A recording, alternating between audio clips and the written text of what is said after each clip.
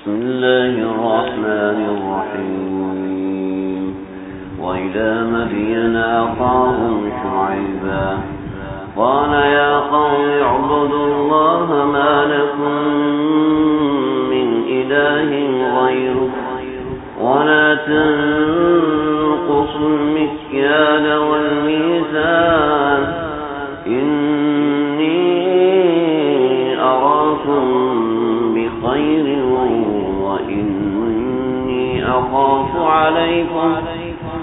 وإني أخاف عليكم عذاب يوم محيط ويا قوم أوفوا المكيال والميزان بالقسط ولا تبخسوا الناس أشياءهم ولا تعثوا في الأرض مفسدين بقية الله خير لكم إن كنتم مؤمنين وما أنا عليكم بحفيظ قالوا يا شعيب وصلاتك تأمرك أن نترك ما يعبد آباؤنا أن نترك ما يعبد آباؤنا أو أن نفعل في أموالنا ما نشاء إنك لأنت الحليم الرشيد صدق الله العظيم. یہ ہم نے آج تو تذکرہ شروع کیا ہے اللہ رب العزت کے پیارے پیغمبر حضرت شعیب علیہ السلام کا. ہمارا یہ نواں تذکرہ ہے. حضرت آدم علیہ السلام سے شروع ہو کر یہ آج حضرت شعیب علیہ السلام پر یہ نویں پیغمبر ہیں، نویں پیغمبر ہیں. حضرت یوسف علیہ السلام 8ویں پیغمبر ہیں جس کے ضمن میں حضرت یعقوب کا تذکرہ آ چکا ہے.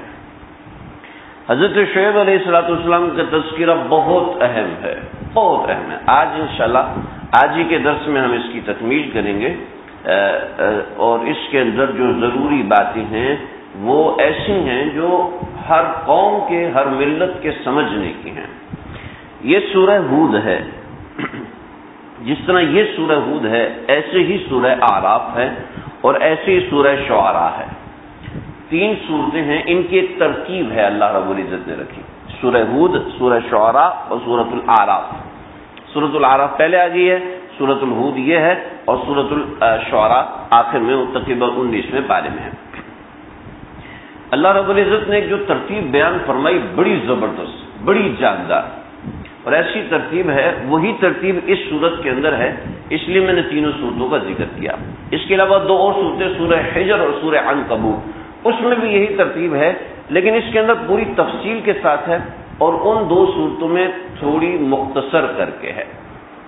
اب ذرا سمجھیں حضرت شعیب علیہ السلام کا قصہ کس لحاظ سے اہم ہے. حضرت شعیب علیہ السلام کون تھے اور کیسے پیغمبر تھے، ان سب چیزوں کا تذکرہ میں کروں گا.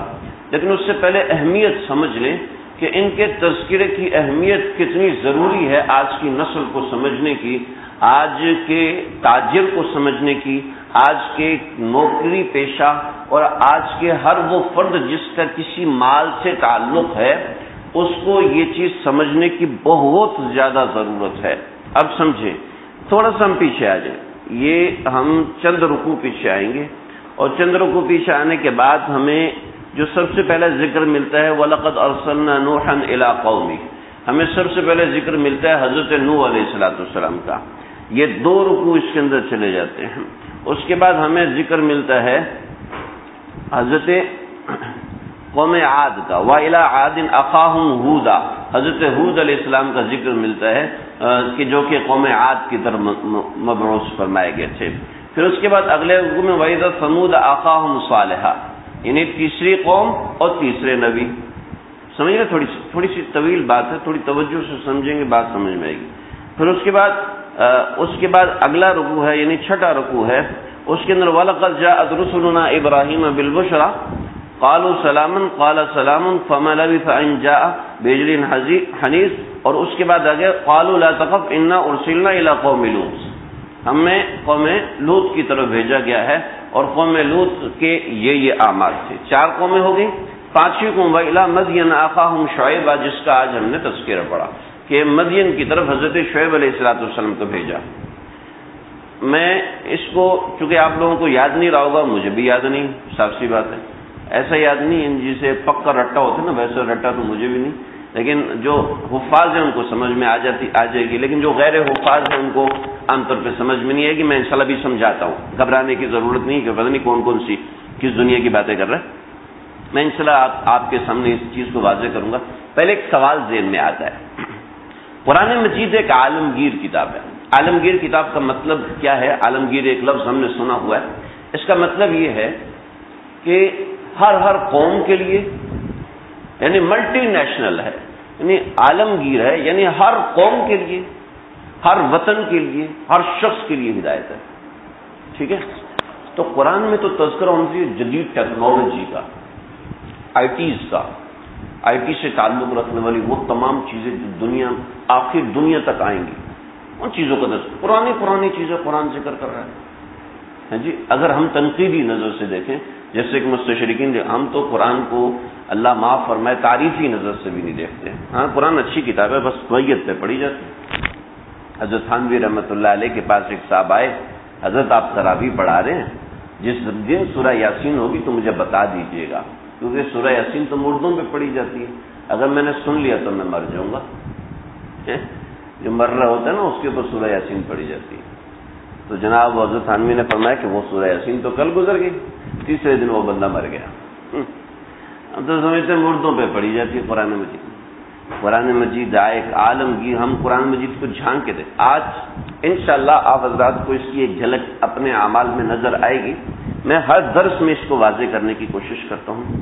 اب دیکھیں، یہ اللہ نے 5 قومیں ذکر فرمائی ہیں، نئی قومیں ذکر نہیں فرمائی، جدید ٹیکنالوجی۔ دیکھو اللہ کے نبی نے فرمایا تھا آگے تمہارے زمانے میں حجاز کے اندر ایک آگ اٹھے گی، حجاز میں ایک آگ اٹھے گی اور وہ یہاں سے لے کے یہاں تک نظر آئے گی۔ چنانچہ حجاز میں ایک آگ اٹھی ہے، یعنی عرب کے علاقوں میں، حجاز کہتے ہیں عرب کو، عرب کے علاقوں میں ایک آگ اٹھی اور وہ شام تک دیکھی گئی۔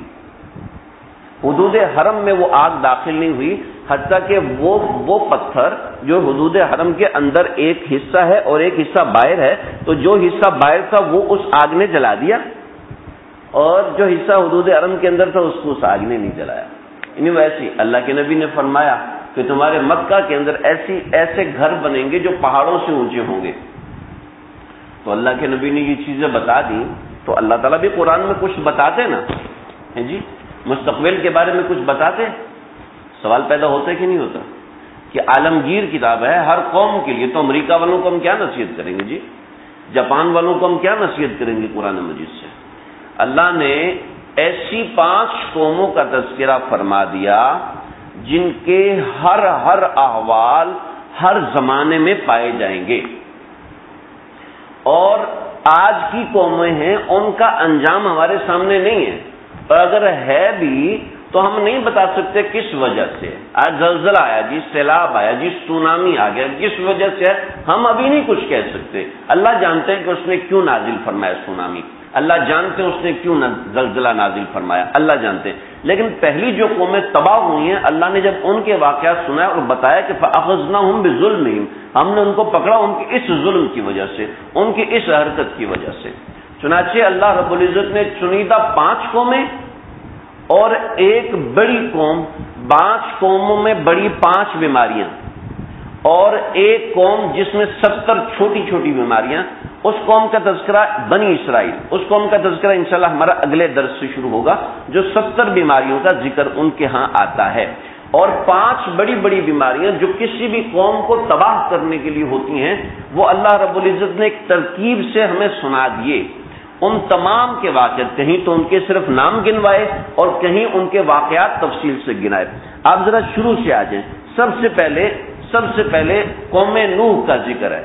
اس میں سب سے بڑی حرکت تھی کفر و شرک، کہ یہ شرکیات میں مبتلا تھے، بتوں کی پوجا کرتے تھے، ودوں وسواع ولا یغوث ولا یعوق ونسرا، جو 5 بت میں نے آپ کے سامنے تفصیل سے ذکر کیے تھے، یعنی قوموں کے اندر سب سے پہلے بت پرستی یہ تباہی کا ذریعہ ہوتی ہے۔ اس بت پرستی یعنی قوموں کو تباہ کرنے والی یہ چیز ہے، قوم بت پرست ہو جاتی ہے، یعنی ان کے عقیدے بگڑ جاتے ہیں، عقیدے بگڑ جاتے ہیں، اس سے قومیں تباہ ہوتی ہیں۔ اس کے لیے اللہ نے قوم نوح کا ذکر کر دیا۔ سب سے پہلے کس کا فساد ہے جی؟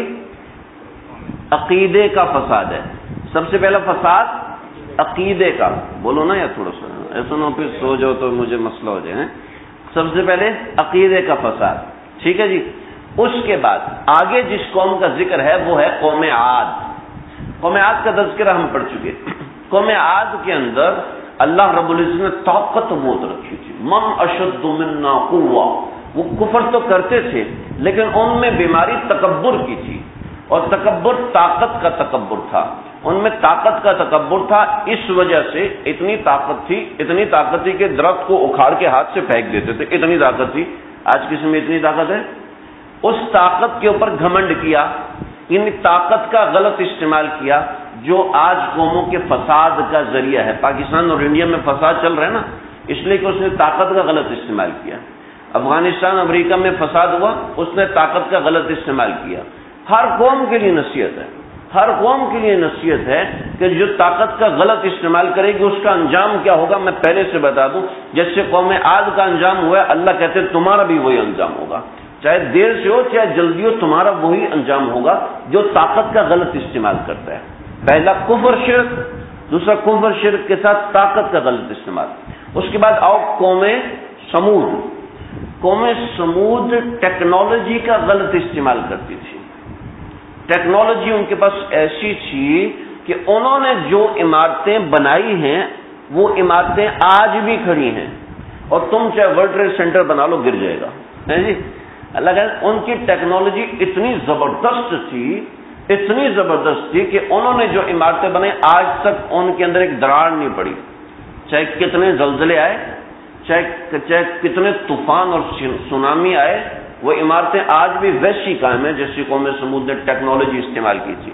پہاڑوں کو اندر سے کھودا ہے، ستون پہاڑوں کے اندر سے نکالا، لوہے کو کاٹ کے لوہے کے ذریعے سے، وہ کیسے کاٹا ہوگا، کیسی ٹیکنالوجی ہوگی، یعنی ان کی بستیاں موونگ کرنے والی بستی، یعنی ایک قول یہ بھی ہے، اگرچہ یہ قول صحیح نہیں ہے، یعنی کہ وہ موومنٹ، یعنی ایسی بستیاں بناتے تھے، لوگ کہتے کل تو یہاں آباد تھے آج یہ یہاں آباد ہے۔ ایسی عجیب انہوں نے گھر بنائے کہ جو موو کرتے ہیں، بناؤ آج گھر جو موو کر رہے ہو، ہاں جی بنا کے دکھاؤ۔ یعنی ایسی ٹیکنالوجی میں انتہا تباہ کر دیا ہم نے۔ کفر ہے، طاقت کا غرور ہے، عقل کا غرور ہے، ٹیکنالوجی کا غرور ہے، ہم نے تباہ کر دیا۔ آپ بتائیں یہ 3 بیماریاں ہمارے ہاں ہے کہ نہیں؟ اللہ کا شکر ہے پاکستان میں کفر نہیں، عام اوپر کی سطح پر کفر نہیں ہے۔ جو لوگ اپنے طور پہ کہتے ہیں ہر بندہ تعویذ کو مؤثر سمجھ رہا ہے، ہر بندہ پیر صاحب کو مؤثر سمجھ رہا ہے، ہر بندہ جنات کو مؤثر سمجھ رہا ہے، یہ کفر کی طرف تو لے کے جا رہا ہے، شرک کی طرف تو لے کے جا رہا ہے۔ اور ہر بندہ جو مالدار ہے وہ اپنے آپ کو عقل والا سمجھتا ہے، اپنے آپ کو عقل والا سمجھتا ہے، اپنے آپ کو سمجھدار سمجھتا ہے۔ اس کے بعد ٹیکنالوجی کا کیسا استعمال ہو رہا ہے؟ گھر کے گھر تباہ ہو چکے ہیں، اسمارٹ فون تباہ کر چکے ہیں۔ اللہ کی نافرمانی ٹی وی کے ذریعے سے، اسمارٹ فون، فیس بک کے ذریعے سے اللہ کا تعلق ختم ہو جاتا ہے، رسول اللہ صلی اللہ علیہ وسلم سے تعلق ختم ہو جاتا ہے، اور اپنے ماں باپ سے تعلق ختم ہو جاتا ہے، بہن بھائیوں سے تعلق ختم ہو جاتا ہے، دوستوں یاروں سے فضائی تعلق ہوتا ہے، کوئی ویژول تعلق، کوئی آپس میں ملنے جلنے کا تعلق، بیٹھنے کا، اٹھنے چلنے پھرنے کا تعلق ختم۔ جناب رات کو سونے سے پہلے فلم دیکھے گا، رات کو سونے سے پہلے ڈرامہ دیکھے گا، اپنے آپ کو برباد کرے گا، گناہوں کے اندر لگے گا۔ کیا ٹیکنالوجی کا صحیح استعمال ہے غلط استعمال ہے؟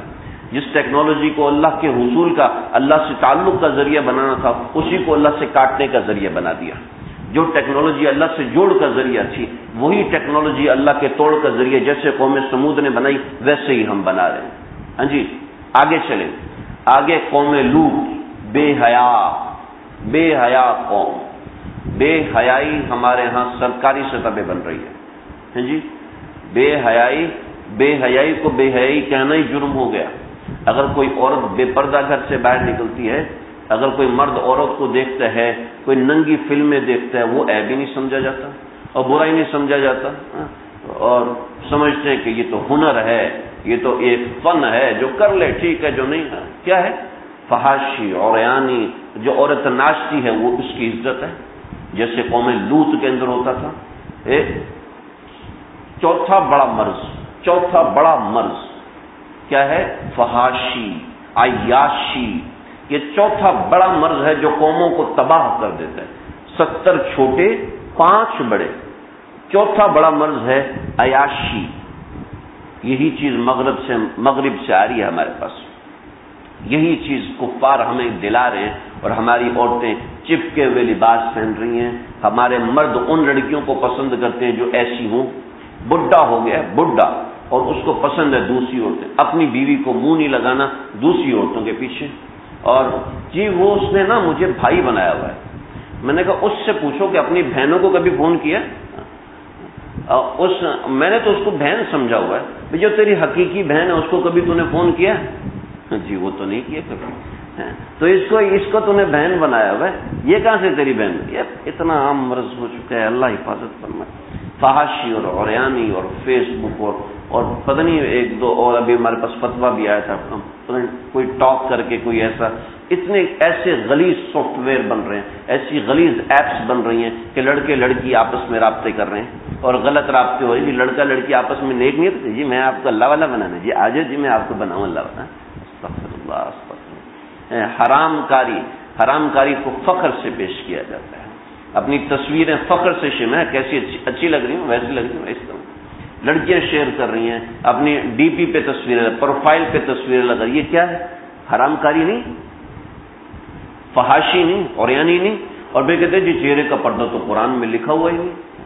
آپ بتاؤ اگر نیک بننا ہے سر ڈھانپنا پڑے گا کہ نہیں پڑے گا؟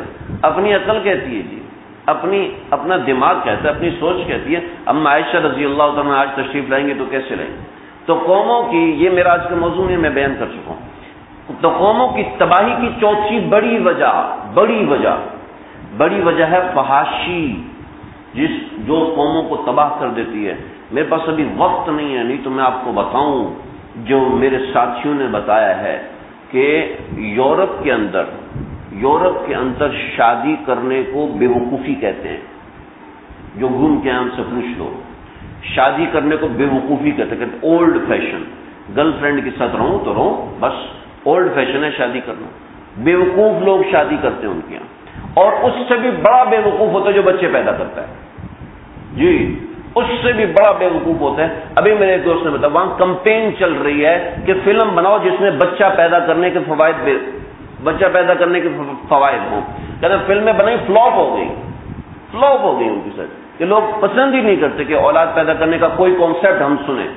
تباہ ہو چکا ہے عرب. وہ دوسرے ملک والوں کو بولا آؤ جی تمہارے کتنے بچے؟ 15 بچے، اور تمہیں اسکالرشپ دیں گے، ہمارے پاس آ جاؤ. تمہیں ہر بچے کو اسکالرشپ دیں گے، ہر بچے کے پیسے ملتے ہیں جی. ہر بچے کے $4,000 ایک بچے کا مل رہا ہے. اگر اس کی تعلیم ہوئی تو 5,000، اس کی تعلیم تو 6,000، یہ 600، اتنا ہر بچے کی تعلیمی ڈالر ملتی ہے. تعلیمی پیسے ملتے ہیں کہ خدا کے واسطے ہماری نسل کو پیدا کرو. ان کا تباہ ہو چکی ہے، نسلیں تباہ ہو رہی ہیں فحاشی عریانی کی وجہ سے. اور چیلنج کرو اللہ کے قانون کو. یہی ہمارے ہاں ہو رہا ہے. کتنے بہن بھائی ہیں جی؟ 8 بہن بھائی. ابھی پوچھو کتنے بہن بھائی؟ 4 5 میکسیمم 6.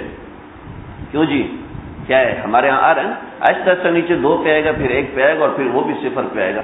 جیسے ہماری قوم چل رہی ہے. اللہ آباد رکھے ہمارے پٹھانوں کو اللہ آباد رکھے ہمارے دیندار لوگوں کو، جن کو لوگ کہتے ہیں یہ تو جاہل لوگ ہیں، ہر وقت بچے پیدا کرتے ہیں، ہر وقت بچے پیدا کرتے ہیں، یہ تو جاہل اور بیوقوف لوگ ہیں. یہاں بچے بیٹھے نہیں تو میں عورتیں بھی ہیں، نہیں تو میں اور بھی باتیں کرتا. اللہ حفاظت فرمائے. فحاشی اور یعنی قوموں کو لے ڈوبی ہے. دن بدن پاکستان کی آبادی بڑھتی جا رہی ہے نا. کتنی بڑھتی جا رہی ہے؟ اسی سے ان کو ڈر لگا ہوا ہے کہ تو اتنا بڑھتے جا رہے اور ہم کم ہوتے جا رہے ہیں. یہاں پر فوج میں بھرتی ہونے کا اشتہار لگاؤ. کیوں جی؟ فاروق بھائی سب سے پہلے چل جائے، میں بھی لائن میں لگاؤں گا. نہیں لگوں گا تو میرا ابا ڈنڈا لے کے پیچھے چل فوج میں چل. ہاں جی ہوگا نا ایسے جی. سرکاری نوکریاں تلاش کرنے کے لیے لوگ پھر رہے ہیں مارے. ایک درخواست، ایک ویکنسی آتی ہے، اس کے اوپر 400 بندہ آتا ہے. 400 کم کا ہے نا میں نے. 4,000 ہوتا ہے یا 7,000 ہوتا ہے؟ اس سے بھی اوپر ہوتا ہے. کیوں جی؟ جو کاروباری لوگ ہیں سمجھتے ہیں. اور وہاں پہ سرکاری نوکری کو لیتا ہی نہیں، کچھ کرتا ہی نہیں. ابھی ہمارے ایک ساتھی وہاں سے ہیں، جی آپ کیا کرتے؟ جی میں وہاں کی فوج میں، فورسز میں تھا. کیا ہیں آپ وہاں کی فوج میں؟ ہاں جی. لوگ مانگ رہے ہوتے ہیں کوئی فورسز میں آئے صحیح ہمارے معیار کے مطابق، تو وہ پیچھے لگے ہوئے، ان کے پاس نسل ہی نہیں ہے، نسل ہی نہیں ہے. میری بات پہ یقین نہیں آتا؟ آپ گوگل پاپولیشن پہ جا کے چیک کر سکتے ہیں. ان کی نسل 1990 میں کتنی تھی، 2000 میں کتنی ہے، 2010 میں کتنی ہے، اور آج 2019 میں کتنی ہے. آپ کو خود سمجھ میں آ جائے گی وہ کتنے پریشان ہیں. ان کے مبصرین اور ان کے یہ اتنی سہولتیں دیتے ہیں اسپتالوں کے اندر کہ اللہ کے واسطے کچھ کر لو. ہاں اللہ اکبر، اللہ ہماری حفاظت فرمائے. میرے ایک دوست، بس یہ بات بتا کے آگے چلتا ہوں، کہنے لگے جی میں انگلینڈ میں ٹرین سسٹم بہت ہائی فائی ہے نا، کہ پورے سال میں ٹرین صرف 9 سیکنڈ لیٹ ہوئی. تو کہنے لگے جی میں ٹرین میں تھا تو ایک عورت کی گود میں ایک بچہ تھا، اور وہ جب چیختا تھا تو میرے ساتھ سیٹ پہ ایک گورا بیٹھا ہوا تھا جو باقاعدہ ایسے اس کے نتنے پھول جاتے اور سر اوپر ہو جاتا. تھوڑی دیر میں اس نے پولیس کال کر دی کہ مجھے اس بچے سے پریشانی ہو رہی. اور ایسے واقعات وہاں 20 ہوتے ہیں. اور یہاں کسی کا بچہ ٹرین میں روئے، بس دیکھو یہ بھی اٹھائے گا، یہ بھی اٹھائے گا، یہ بھی اٹھائے گا، یہ بھی اٹھائے گا، ٹوپی اتار کے دکھائے، ہاں میری ٹینڈ پہ ہاتھ مارو. کیوں جی؟ وہ لوگ یہ برداشت نہیں کر سکتے، اس لیے کہ وہاں فحاشی ہو چکی ہے. میں ذکر کر رہا تھا قوموں کی تباہی کے 4 بڑے ذرائع یہ ہیں: کفر، طاقت کا گھمنڈ، عقل اور ٹیکنالوجی کا گھمنڈ، اور چوتھی چیز فحاشی، 5ویں چیز کرپشن، جو قوموں کو تباہ کر دیتی ہے. اس کے لیے اللہ نے حضرت شعیب علیہ السلام کا قصہ سنایا.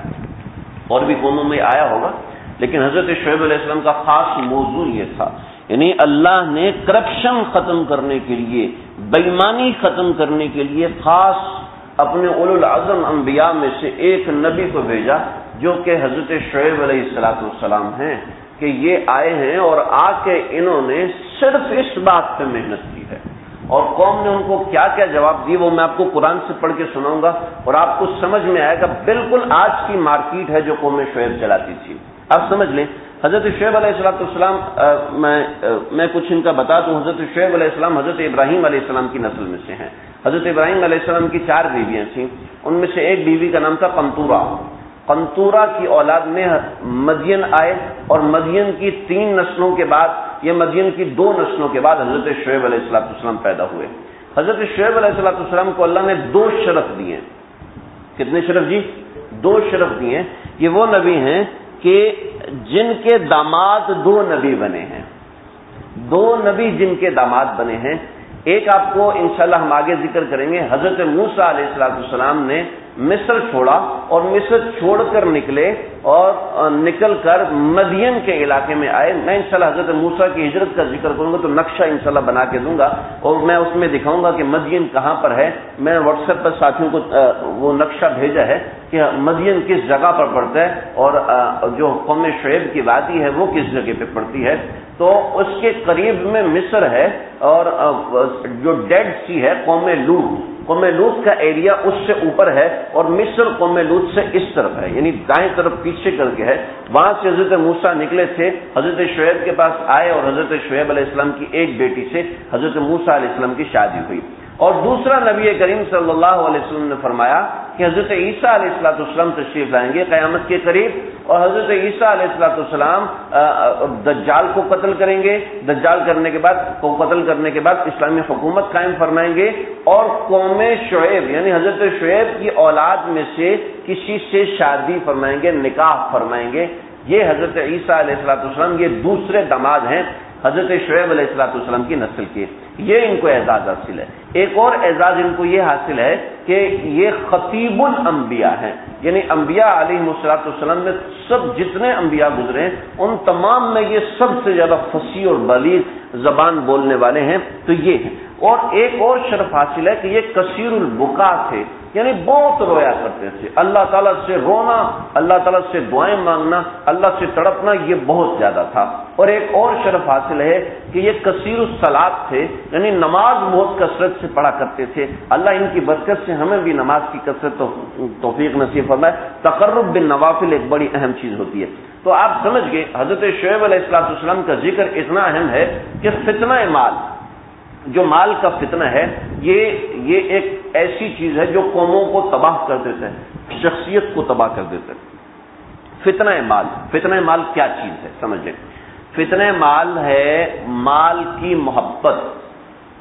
دیکھیں مال ایک ضرورت ہے، ضرورت کی حد تک محبت ضروری ہے، اگر نہیں ہے تو بے وقوف ہے، ٹھیک ہے۔ اور ضرورت سے زائد محبت جو ہے یہ فتنہ مال کی طرف لے کر جاتی ہے، جو اتنا خطرناک مرض ہے، اتنا خطرناک مرض ہے جو قوموں کو تباہ کر دیتا ہے۔ اور اللہ نے خاص طور پر سارے عالم کے سامنے جب نمونہ پیش کیا تو 5 نمونے تھے، ان میں سے ایک یہ نمونہ تھا کہ فتنہ مال قوموں کو تباہ کرتا ہے۔ فتنہ مال میں 2 قسم کے لوگ مبتلا ہوتے ہیں، ایک ہیں شرفا اور ایک ہیں سفلا۔ شرفا وائٹ کالر، سمجھ رہے ہیں؟ شرفا وائٹ کالر اور سفلا بلو کالر، ہے نا جی، یہی ہوتا ہے نا، یہ کوئی اور ہوتا ہے؟ ایک تو خالصتاً بلو کالر کریمنل ہیں، اور ایک وائٹ کالر جو لے آؤ کسی طرح گھماؤ، کسی طرح مال لے کے آؤ۔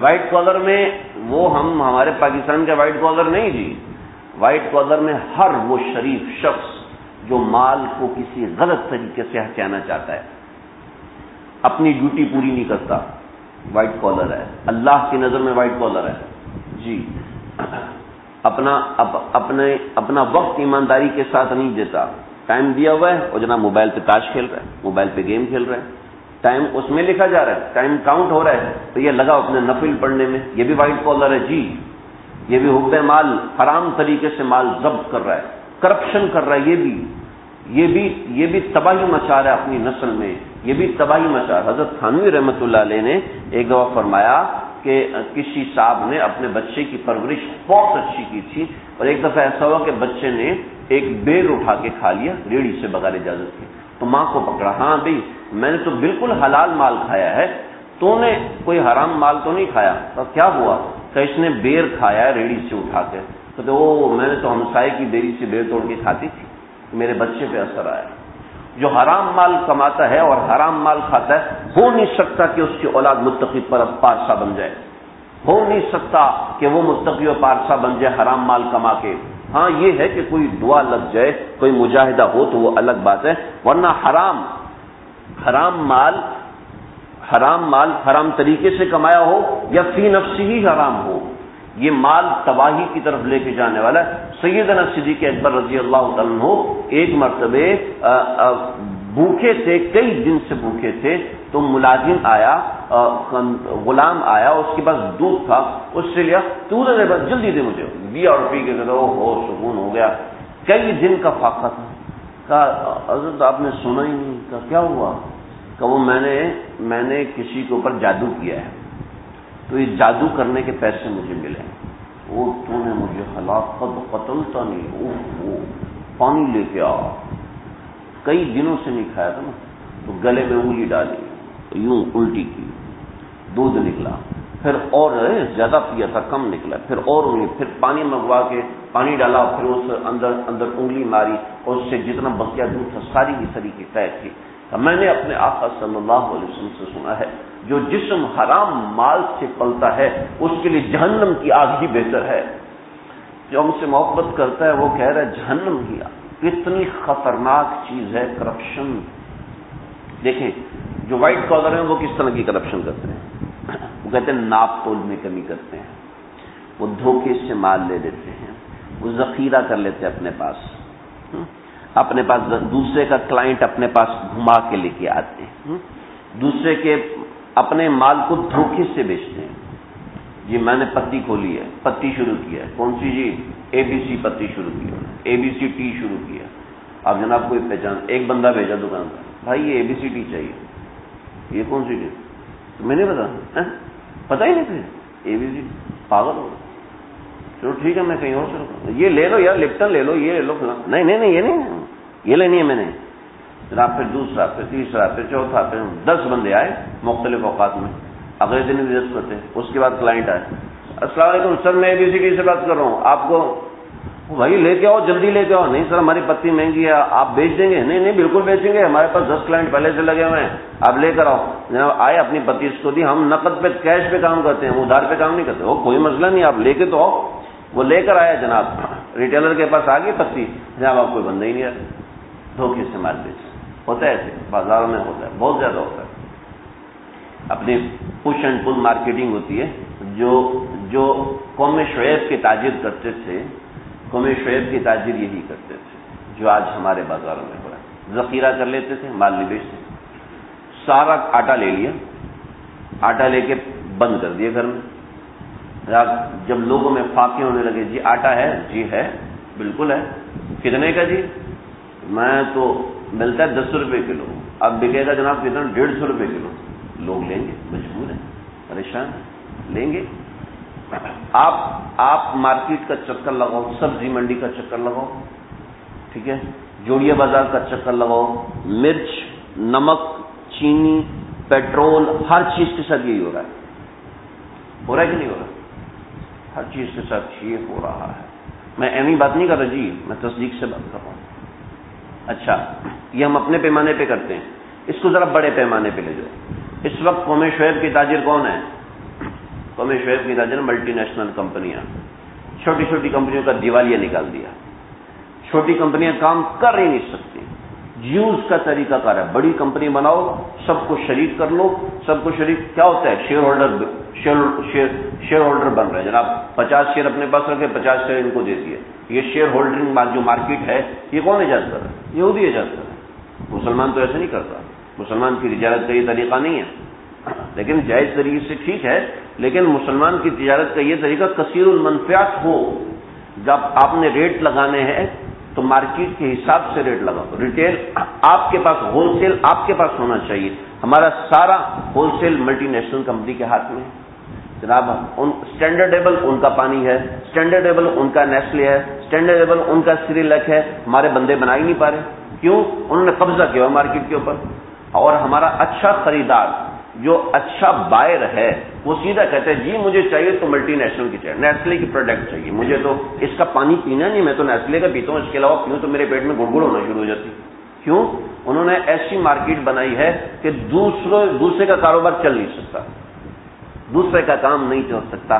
یہ قوم شعیب کے تجار کا طریقہ تھا کہ کمپنی کو کہ مارکیٹ پہ قبضہ کر لیتے تھے، کسی دوسرے کو آنے نہیں دیتے تھے. جیسے ہمارے پاکستان کی بجلی ہے، ایک کمپنی نے پکڑی، کسی دوسرے کو اجازت نہیں بجلی بنانے کی. بجلی کا بحران لگاؤ زور، حل نہیں ہوگا. کیونکہ شریعت کا طریقہ تجارت یہ نہیں ہے. شریعت کا طریقہ تجارت جس طریقے سے، تو بھائی اللہ آپ کو کام دے. میں اس کا طریقہ آخر میں بتاتا ہوں. یہ قوم شعیب کے تجار بڑے بڑے تجار تھے. ہاں، ان میں جو خرابیاں تھیں وہ خرابیاں آج ہمارے چھوٹے تاجر میں بھی پائی جاتی ہیں. چنانچہ اپنی بیوقوفیوں کی وجہ سے کیا ہے، اس سے پیسے مال لیا، ادھار پہ اٹھا لیا، آگے دے دیا، ادھار پہ دے دیا. حضرت عبد الرحمن بن عوف رضی اللہ عنہ جب ان کا انتقال ہوا تو ان کی میراث میں جو دینار تھے وہ 3 کروڑ دینار تھے. 3 کروڑ 9 لاکھ اور کچھ ہزار دینار تھے. 3 کروڑ دینار اور ایک جو دینار وہ 4.5 ماشے سونے کا تھا. اب مجھے نہیں پتا 4.5 ماشے کتنا ہوتا ہے. 4.5 اتنی بڑی تجارت. فرماتے تھے کہ میری تجارت کا اصول ہے، فرماتے تھے میں تھوڑے سے نفع پر بھی چیز بیچ دیتا ہوں. تھوڑا سا نفع ملتا ہے میں چیز بیچ دیتا ہوں. نمبر 1. نمبر 2، اپنے مال کا عیب ضرور بتاتا ہوں اگر اس میں عیب ہو. اب ہمارے ہاں کسی بندے نے بیچنا تو ایک گاڑی بیچنی تو ایک موٹر سائیکل، بعد سے توبہ کر لیں گے، بعد میں توبہ کر لیں گے. چھوٹے کام ہو یا بڑا کام ہو اس میں یہ اصول رکھیں کہ دوسرے کو دھوکہ نہیں دینا. ہم خریدنے جاتے ہیں، چلے ہم تو بیچنے والے، ہم خریدنے جاتے ہیں. یہ سارا ان آیات میں لکھا ہوا ہے، میں انشاءاللہ اس میں ذکر کرتا ہوں. ہم خریدنے جاتے ہیں، ہمارا طریقہ کار کیا ہوتا ہے؟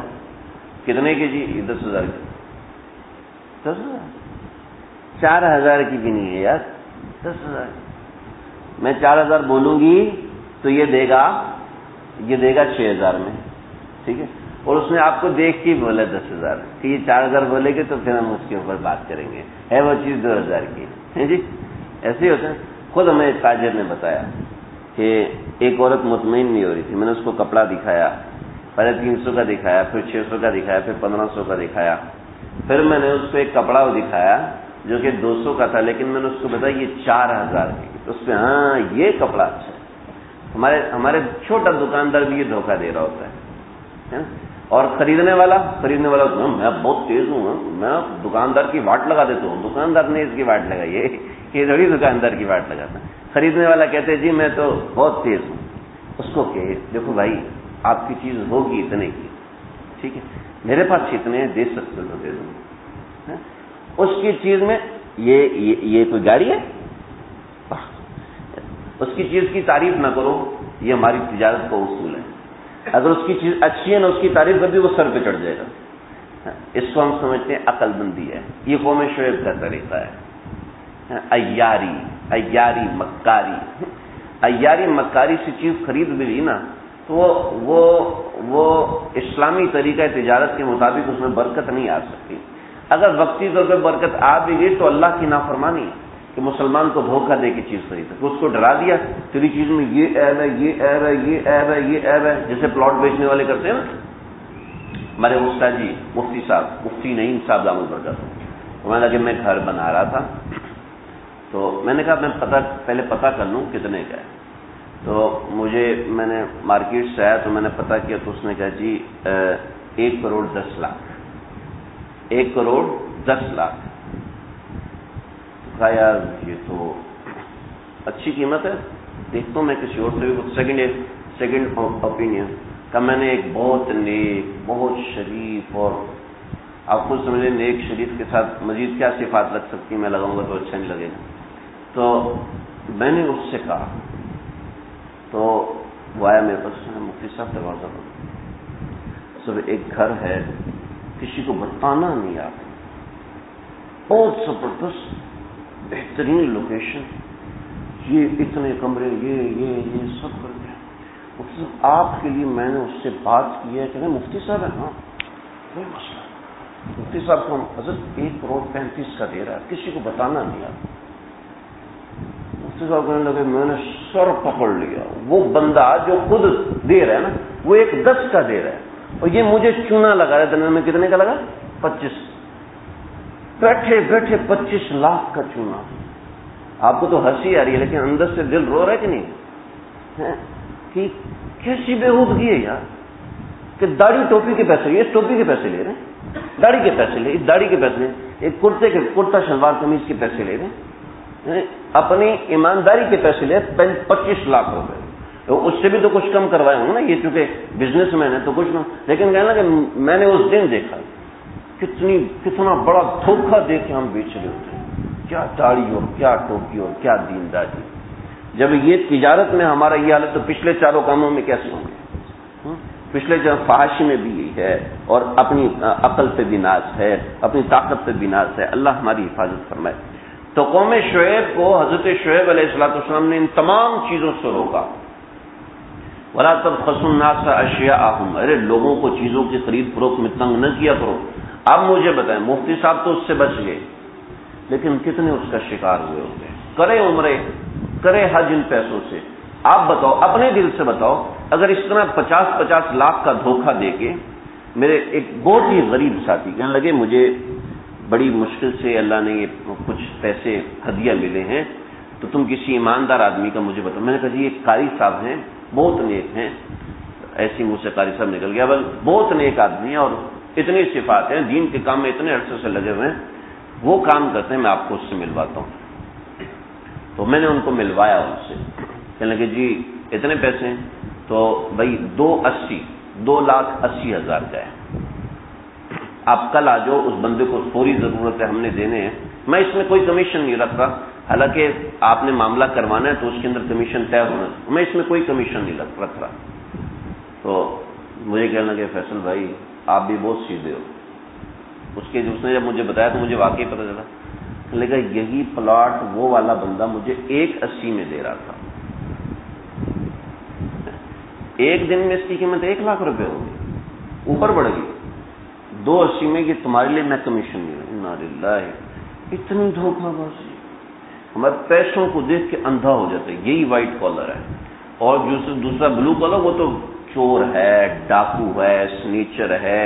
یہ 2 قسم کے لوگ حب مت، چور اور ڈاکو تو بہت بے ایمان اور گندے ہیں، اور یہ جو لوگوں کو عزت سے لوٹ رہا ہے، یہ جو لوگوں کو محبت سے لوٹ رہا ہے، پیار سے لوٹ رہا ہے، اور کہہ رہے جناب اتنے پیسے لگیں گے تب آپ کی اماں کا آپریشن ہوگا، لگنے کچھ بھی نہیں، فری علاج ہے، لیکن وہ اپنے فون کال کرنے کے 2 لاکھ روپے لے رہے ہیں۔ اس چیز کے جو ان کو کھلانے پڑتے ہیں سب اپنی جیب میں ڈالیں۔ یہ کیا ہے؟ یہ کہنے کو تو عزت دار ہے، کہنے کو دیندار ہے، داڑھی ٹوپی والا ہے، لیکن بہت بڑا بے ایمان ہے۔ یہ تباہ ہو جائے گا۔ یہ ابھی تو اس کو نظر ہے لاکھوں روپے آ رہے ہیں، میرے اکاؤنٹ میں اتنے پیسے آ گئے، بہت اچھا لگتا ہے وہ میسج جو بینک کی طرف سے آتا ہے، آپ کے اکاؤنٹ میں اتنے پیسے آ گئے، لیکن وہ کس طریقے سے آئے، کسی کا خون جلا کے آئے، اللہ کے عذاب کو دعوت دے کے آئے، یہ دیکھنا ہوگا۔ بھائی مال کی محبت کو ہٹا کے جب اللہ کی محبت آئے گی پھر یہ باتیں سمجھ میں آئیں گی، ورنہ یہ باتیں سمجھ میں نہیں۔ اس نے قوموں کو تباہ کر دیے۔ چنانچہ نوکری پیشہ لوگ وہ بھی اس کا شکار ہیں، تجارت پیشہ لوگ وہ بھی اس کا شکار ہیں۔ ہم سمجھتے ہیں دینداری صرف نماز سے ہے، اللہ کی قسم دینداری صرف نماز سے نہیں ہے۔ میں قسم نہیں اٹھاتا، آپ نے سنا ہو، میں کبھی قسم نہیں اٹھاتا، لیکن اللہ کی قسم کھاتا ہوں دینداری یہ نماز اور داڑھی ٹوپی میں نہیں ہے۔ دینداری یہ معاملے میں ہے، ان معاملات میں ہے۔ یہ 5 چیزیں اللہ نے 5 قوموں کا ذکر فرمایا۔ اللہ کی قسم ہم قرآن سے ہٹیں گے تو گمراہ ہوں گے۔ یہ تجارت، اور حضرت تھانوی رحمۃ اللہ نے فرمایا، ایک صاحب میرے پاس آئے، کہنے لگے حضرت میری کھانے میں وہ مکھی گر گئی ہے، وہ کھانا جائز ہے یا ناجائز ہے؟ تو میں کھانے میں مکھی گرنے کا تو پوچھتے ہیں، لیکن پلیٹ کے اندر ہاتھی پکا ہوا اس کا نہیں پوچھتے۔ ہم دیندار ہیں۔ جب آپ فحاشی کی سائٹوں پہ جائیں گے، جب آپ یوٹیوب دیکھیں گے، جب آپ فیس بک دیکھیں گے، آپ کی نمازیں چھوٹیں گی، آپ کا قرآن چھوٹے گا، آپ کی تلاوت چھوٹے گی۔ آپ سمجھو میں دیندار ہوں کیوں؟ میں نے ٹوپی پہنی ہوئی، میں کپڑے تو پہنتا ہوں، میں پینٹ شرٹ تو نہیں پہنتا۔ یہ بھی جائے گا، یہ بھی جائے گا، آہستہ آہستہ دین میں پیچھے آئے گا۔ فحاشی میں اپنے آپ کو پیچھے کریں گے، اسمارٹ فون کا، کمپیوٹر کا، انٹرنیٹ کا غلط استعمال کریں گے، تجارت کا غلط استعمال کریں گے، طاقت کا غلط استعمال کریں گے، ٹیکنالوجی کا غلط استعمال کریں گے، آپ کی شخصیت تباہ ہو جائے گی۔ انسانیت انسان کے اندر نہیں رہے گی۔ انسانیت ان چیزوں سے بنتی ہے۔ میں صرف نماز پڑھنے، نماز کم اہم نہیں ہے، میں خدا نہ خواستہ اس کی تنقید نہیں کر رہا، لیکن کیا جناب میں نے پڑھانا ہے، فضل بھائی بتاؤ کیا کروں؟ میں نے کہا بھائی جو آپ کی محنت ہے اس کے پیسے لو۔ نہیں یہ مطمئن نہیں ہوتے، یہ کہتے ہیں ٹیوٹر ایسا ہونا چاہیے جو کم از کم 40,000 مانگے، پھر ہم 15,000 لیں گے تو یہ مطمئن ہوں گے۔ میں کہتا ہوں آپ دھوکہ دے رہے ہو نا، دھوکہ بھاؤ میں جی جتنے نکال سکتے ہو نکال لو، حرام نہیں ہے شرعی طور پر، لیکن اللہ رب العزت پوچھے گا، اللہ پوچھے گا آپ کی محنت کتنی لگ رہی ہے۔ آپ اس محنت کے پیسے لو، آپ اس کوشش کے پیسے لو، نہ محنت کے پیسے نہ کوشش کے پیسے۔ کتنے پیسے؟ جتنے سامنے والے نکال دے جیب سے۔ ایسی ہو رہا ہے کہ نہیں ہو رہا بھائی؟